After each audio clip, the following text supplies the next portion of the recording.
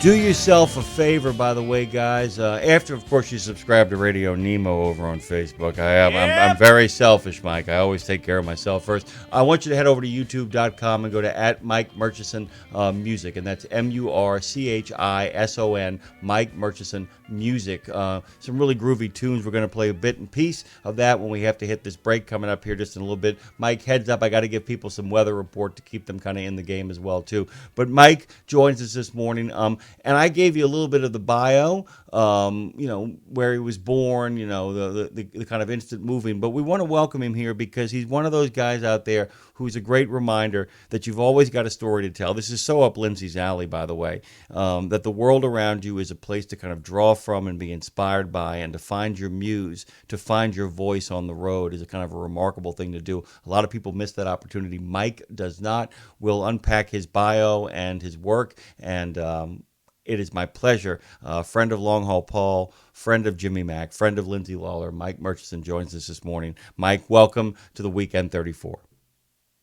Good morning. Thank you very much, and I am so pleased and humbled to be here. I can't believe that I'm on Sirius XM on Dave Nemo weekends actually talking to you. I can't believe it. It just blows my mind. Well, you are welcome to be here, especially after we heard that music. Paul wrote a lovely piece about you over in Overdrive online. I would tell people to kind of pick that up. Tara will be posting that later on today or sometime tomorrow. You guys should check out the story as well. Our good friend Paul is a good writer, not just of songs, but of prose as well. Mike, let's kind of start with the trucking bit, and I want to kind of catch us up there. So you're Sydney, Nova Scotia, 61, which puts you in the neck of the woods of a lot of the rest of us. Making it up as we kind of go along. Generation, I think you're Jones. I think they would call it. The baby boomers would count you because they're selfish, but I'm going to call you Generation Jones. Give us a little bit of your story, how you ended up behind the wheel of a truck. Well, I mean, after doing my schooling in Toronto, I moved out west and worked as a ranch hand for a year on an old dilapidated ranch, and I wanted to get into trucking simply because the 70s were sort of the boom era of trucking. They had the TV shows Moving On, BJ and the Bear, and I was in love with trucks. The long nose Kenworths and Peterbilts and Phantom 309 and all that stuff. It was just a genre that just I absorbed from, and I also I liked and admired people who played the guitar, and so I started learning to play the guitar when I was about 14 or 15 because I heard, if you could play the guitar, you stand a better chance of getting a girlfriend type thing. But living in Toronto, I mean, that's all I saw. Was trucks, right? And so I gravitated to it. But as I put in a previous article with Long Haul Paul there, I had epilepsy, and I couldn't get my driver's license for a long time. And so when I moved out to Alberta, I did a bit of ranch work out in Alberta, and then I finally got my license. Back then, you needed experience. Okay, you're talking late 70s, early 80s. You needed experience. It wasn't the way it is now. The climate wasn't the way it is, where you go to driving school, get your CDL, and then just get a job because of the so-called driver shortage. You had to wait in line and pay your dues, and that's what I did. And I got a city delivery job, and then next thing I know, I moved up to a city tractor trailer job around the city, and then I started doing the highway stuff. And once I got on the highway stuff, the world opened up for me, and I never looked back, so to speak. I have a question for you, Mike. It continues to puzzle me to this day. If there's a driver shortage, how come nobody can find any place to park? I'm just curious about that. Nobody's really resolved that particular question for me. I've talked to a lot of experts in the field, and nobody can seem to kind of pin that one down. So you end up behind the wheel, and part of which you started off basically doing LTL. I mean, you were a 5-ton delivery truck doing LTL for Calgary, over in the city of Calgary. And that's where you get your experience. That kind of get you the CDL, and you kind of move on from there, right? Take us after what happens once you do the local route, where you go from there. Well, I got the earning to do the long haul, to see the world.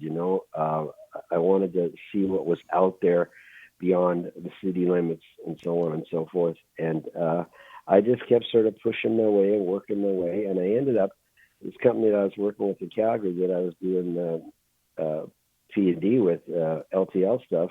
I got on regional highway with them, and they put me on hauling turnpike doubles, if you know what they are. Back then they were 248 footers, and then I would haul 327 footers between the corridor between Calgary and Edmonton.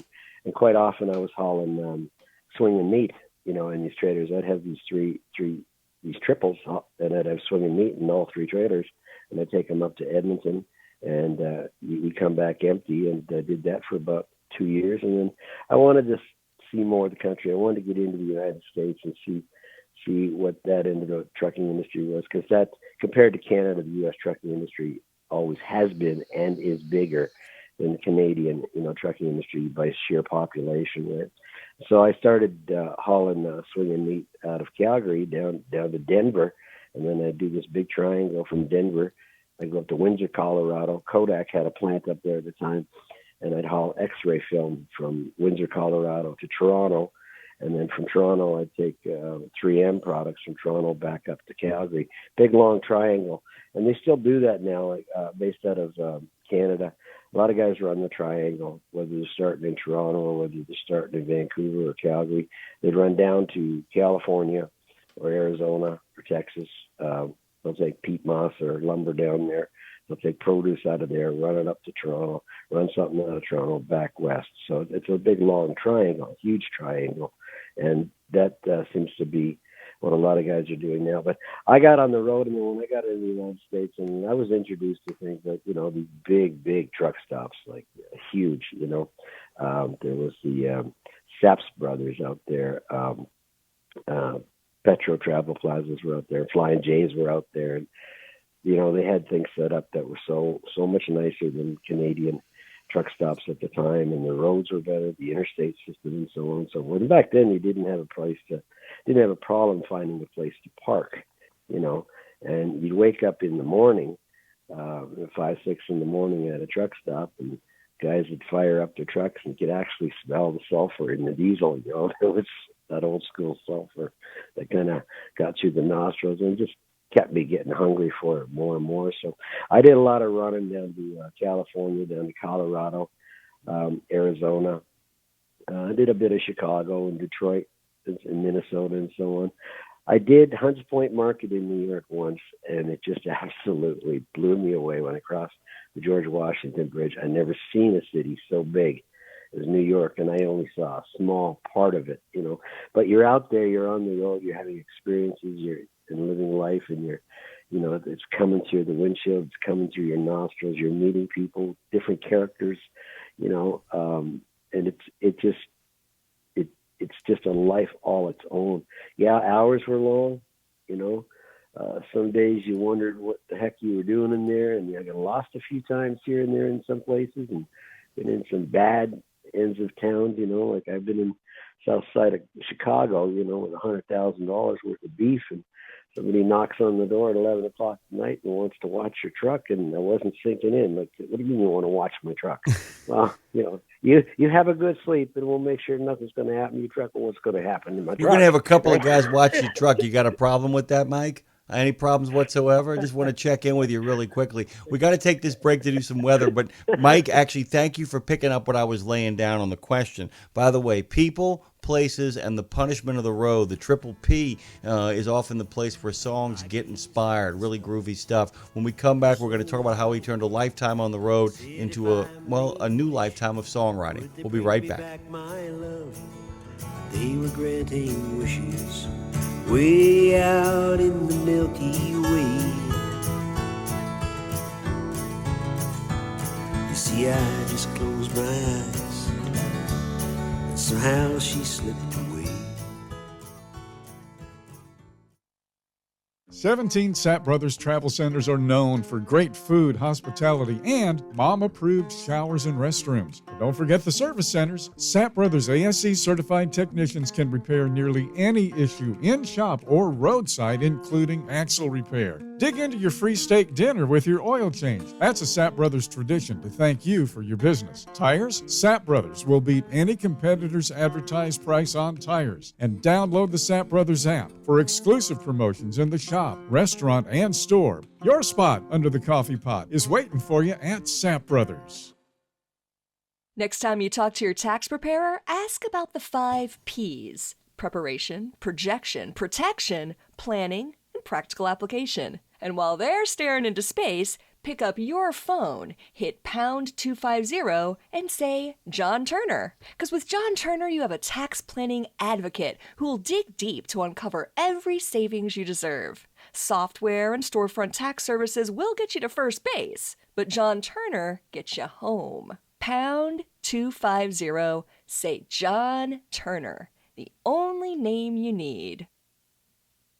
Hey guys, by the way, if you want to be as cool as Mike Murchison, you might actually want to get yourself some sunglasses. So you should go to shadyrays.com. They've got lost and broken replacements, free returns and exchanges, and personal and fast support. They're also the sponsor of the Interscan Weather Report. We're going to start by going north-south routes combined, a continuing service from Radio Nima of North America. Interstate 5, there's moderate rain in Arlington where it's 47. Speaking of Arlington, boy, the Texas Rangers took a beating last night. Boeing Field is 46, light rain over there. We head down to 55 at Cape Girardeau, 55 degrees, light rain, heavy rain over in Pontiac where they build excitement. Heavy rain's pretty exciting, 44. 57, Mount Vernon is 54 with light rain, moderate rain over in Salem where it is currently 52 degrees. Birmingham on 59 is 62 with light rain. Gadsden is 61, moderate rain. Fort Payne is more or less the same thing, something in between. 65, Mobile is 67 with light rain. That's the story over in Evergreen and Montgomery and Alabaster.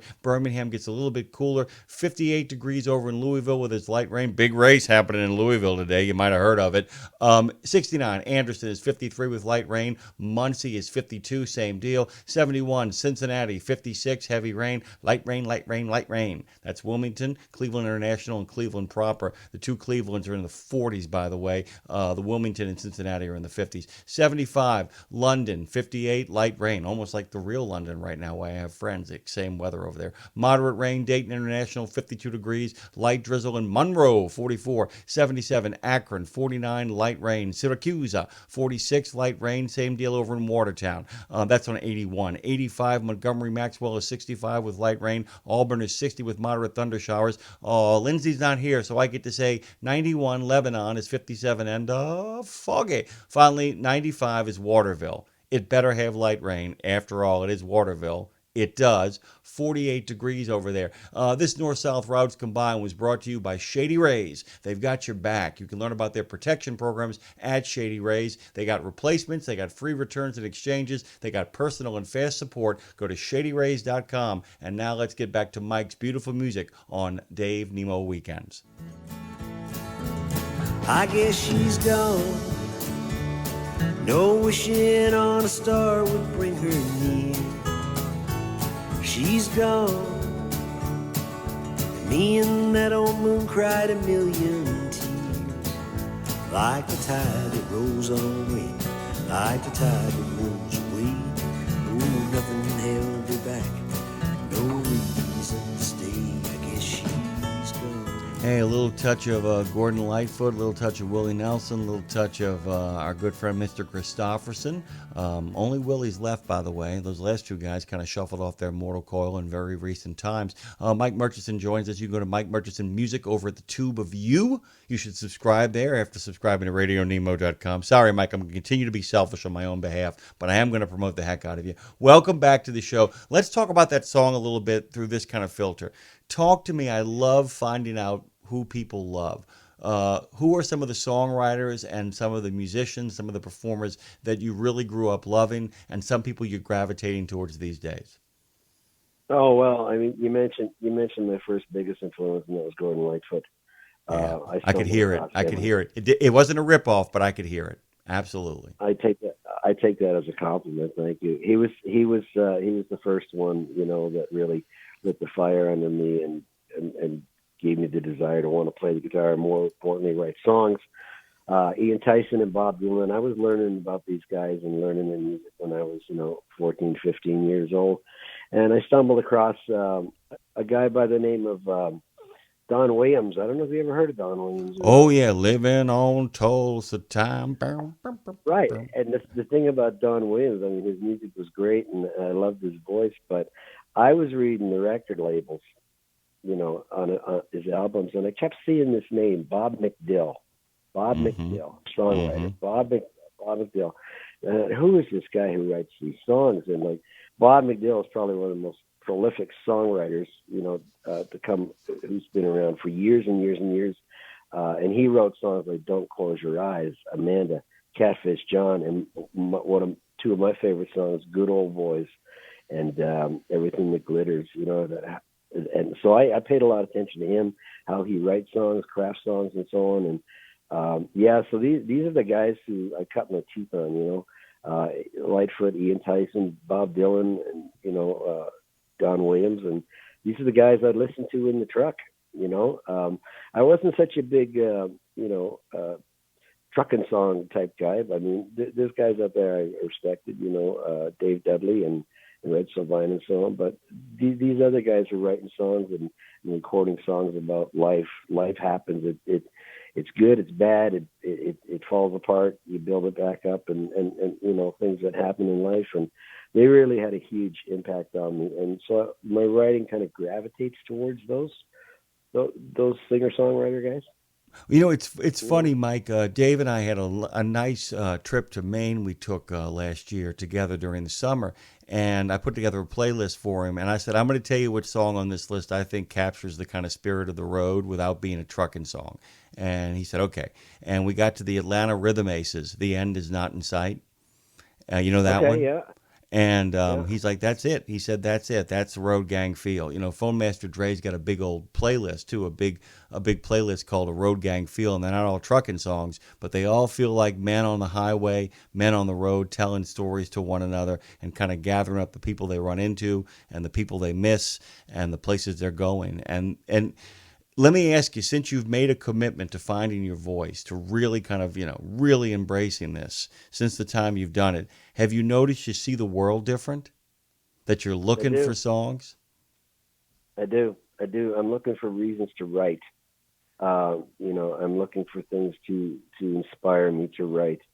And it's sort of become second nature. It's almost like breathing. Like you don't climb in the truck and go out on the highway and leave that at home. That comes with you. It stays with you. And you're looking at the landscapes. You're looking at the people. You're looking, even weather plays a factor into it. And yeah, you're always looking for food to write. And so I don't know if I'm a songwriter who happens to drive a truck or a truck driver who happens to write songs. I don't know.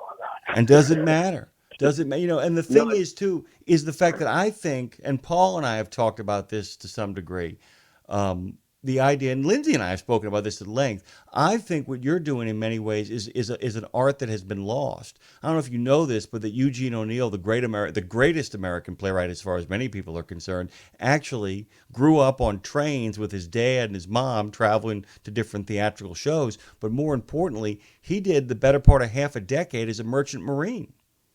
And I okay. am concerned that there are people who are writing songs and writing novels who have no life experience, who haven't been police officers, who haven't been firemen, who haven't worked as waitresses, who haven't been behind the wheel of a truck, who haven't seen life where you scrape your knuckles and you bust your knee. And there's something to be said about actually living a little bit of life before you start trying to find a voice. I mean, a writer's workshop is a great thing, Mike, but the best workshop there is sometimes is the view from the cab, right? Right, exactly. And I'm not sure where I heard this line. It might have been from Gordon Lightfoot, actually. And it's fitting. It says, you write about what you know. Anything else is counterfeit. Anything else doesn't matter. Anything else is superficial. You write about what you know, what you bruised your knuckles on, what broke your heart, what lifted you up, the whole 9 yards. And you mentioned the 3 P's earlier: people, places, and punishment. You tie those in to your experiences, and you could come up with a great song. But I think the song was written just for the sake that it's a song. You want a 3-minute and 30 song and hope it goes commercially successful. I never desired that, never wanted that, because you got to be true not only to yourself but to your music. in all its ugliness and all its beauty as well. And so I stuck to that, writing about what I know. Yeah, and it really lands too, because then you start, like I said, things start passing through that filter. So the idea of, rhythm, melody, choruses and stanzas, all that kind of stuff is groovy. That's a skill. What you can't hone is authenticity. And that's one of Lindsay's favorite word, #authenticity. That if you're not authentically tapping into something that is true, and it doesn't mean, and by the way, Mike and I are not suggesting that a fireman can't write about a policeman and a policeman can't write about a waitress. That's not what we're saying here. But the idea of an emotional core of life, of how hard life can be, if you're not writing from a place where you understand the emotional connection and the physical connection to it, it's fraudulent. It doesn't ring true, does it? No, it doesn't. It doesn't. And I think a person is doing themselves a great injustice if they're just trying to, write for quantity and write for, I guess, commercial success. If the stuff is good, if the stuff is honest, it will find its way to the listener, however means it gets there. But I think a person is just doing themselves an injustice because they want to be like this person or that person, or make life on the road glorious, and all the stereotypes that's in there. I mean, trucking is hard. Trucking can really do a number on somebody's life, on somebody's head.